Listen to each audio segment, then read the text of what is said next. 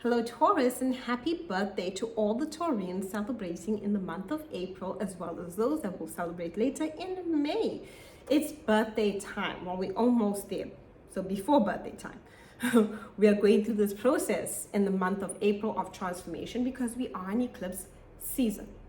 Eclipses are powerful and transformative events that happen that change our lives. And the energy that we experience during eclipse season basically takes us into the next 6 months. So we'll have one eclipse in April, and then we'll have another eclipse in the month of May, right? About 2 weeks apart, new moon to full moon. So understand that what happens during this time is very important because it will take us into the next 6 months. Now, another thing that you need to know, I know you've been going through the challenges with Saturn being in Aquarius for the past 3 years. Luckily, it changed signs and moved into Pisces on the 7th of March, 2023. That is good. Beautiful news is that in May, Jupiter will be entering into the sign of Taurus, offering you expansion, luck, and blessings. Which way do you want to grow, Taurus? So stay tuned. Do like and subscribe so that you can see what energies are coming through for you in the month of May. My website will also be linked down below if you'd like a reading. This video is for Sun, Moon, Rising Taurus. Your sun sign is what motivates you, what you're striving towards, what you're working towards. It's a lot of awareness to the movement in your life of which you want to go in.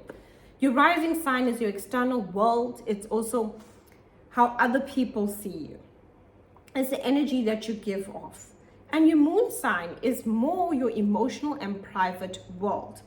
So do watch your sun, moon, and rising for these astrology videos so that you're aware of how the energy is transforming you on these different aspects. We're more aware of our sun now rising, and our moon is more subjective.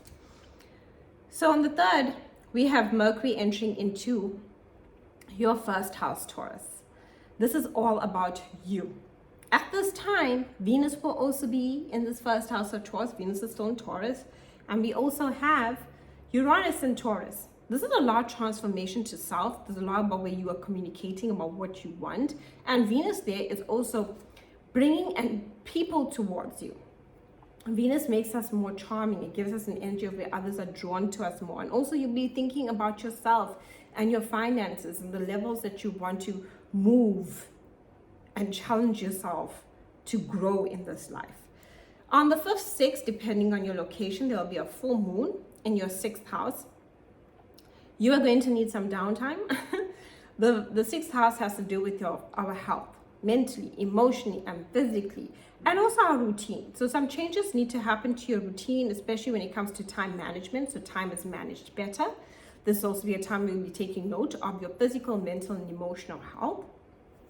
How are you eating? How are you sleeping? All of those things will come into play. You'll be looking at the changes you want to make to improve your health. So you can be feeling a bit unwell at that time. It's not a bad thing. It's just pointing to maybe you need some more rest. Maybe you've been working too hard. This also shows change in your work life or your routine. So if you have a job, this is where changes within your work can happen to your routine. Or if you're not working, and this is where changes can happen to your routine. That basically maybe you decided to wake up earlier, right? Or do something to improve your activity during the day, maybe exercise. So you are making those changes to your routine. This also brings up any tension with co-workers can come through during this time with this full moon, which also can be just smoothened out. It's just about working through it. So that 6th house has to do with all aspects of your physical, mental, and emotional health, as well as your work-life routine that will be going through a transformation. On the 11th, Venus now enters into your 2nd house. This is really good for finances, right? Venus can really bless you when it comes to your money, your skills and talents. You'll be looking at your skills and talents and how can you improve upon them and how can this boost your income. You'll be thinking about also maybe spoiling yourself or buying yourself something nice. Remember, it's birthday season almost coming up. So you're really looking to enhance yourself at this time. This is a time to spoil yourself a little, and others might also be drawn to spoil you.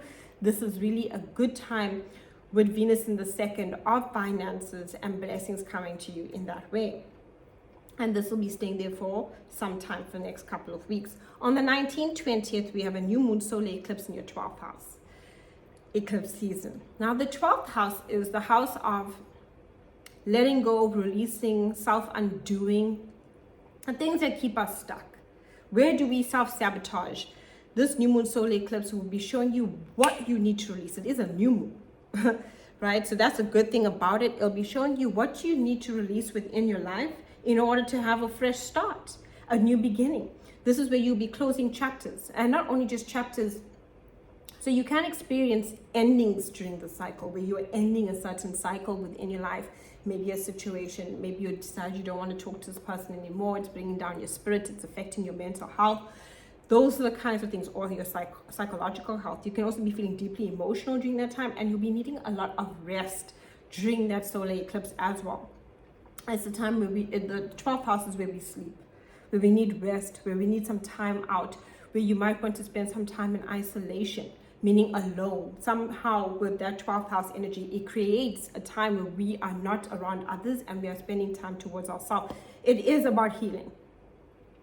And this is a new beginning for your healing journey through the aspect of closing chapters and walking away from certain situations. And sometimes it doesn't even have to be people. Sometimes it's even you walking away from what you've been holding on emotionally when it comes to past baggage that is keeping you stuck. Where you decide, I can't carry this weight no more. I want a new beginning, but this weight is dragging me down emotionally, and I am no longer carrying this baggage emotionally. I look to the past, I see what I've learned, and I move forward. On the 20th, the sun moves into your sign, and happy birthday to you. Now it's birthday time. This is a time of focusing on self and celebrating self and being motivated towards what you want within your life. On the 21st, we have Mercury retrograde in your sign. And Mercury will be staying in the sign of Taurus until the 14th of May 2023.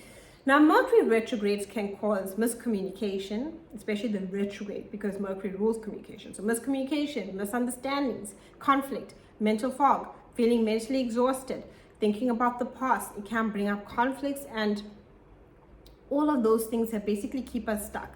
So we have to go back with Mercury retrogrades in order to move forward, see what we've learned. And during this time, it's important. Taurus, if there's any contracts you need to sign, read before you sign it. Not a great time to start anything new. Great time for completing old projects. So anything you've been working on previously, you now can complete. This time will also be a time with Mercury retrograde in the sign of Taurus, where you will be looking at you and how do you communicate and what do you say. Very important, because your words will carry a lot of, how can I say to you, this will be a time to watch what you say, because you can be communicating and maybe communicating from a past experience, and it might not be something that's happening in the present, and this can create a lot of misunderstandings. This will be a time where you'll be releasing a lot of past hurts, especially because it's in your sign. So watch your communication. Great time for clearing out anything when it comes to working on self. So seeing maybe what kept me stuck from my goals previously. Not about getting frustrated and angry about, or like, oh, none of that. This is more about looking like what kept me stuck. How did I hold me back, right? Important. Releasing that, and then like working towards the direction that you want to go within your life. What have you learned about yourself? What have you learned about how you handle challenges? What have you learned about how you handle conflict?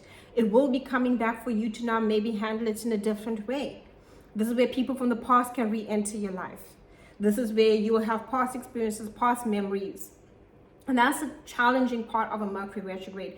It brings us to the energy of the past, so we can sometimes feel in the present like we're the past, so that we can confront it and move forward and how we want to change.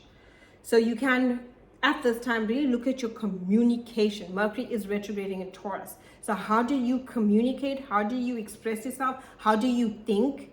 And how can you let go of thoughts that are no longer serving you? Communication styles that are impacting you in a negative way, in order for you to move forward, so that you are communicating and expressing yourself in the best possible way to others, as well as no longer thinking in a manner that's keeping you stuck. Thank you so much for watching. Hope you have a beautiful birthday. Thank you.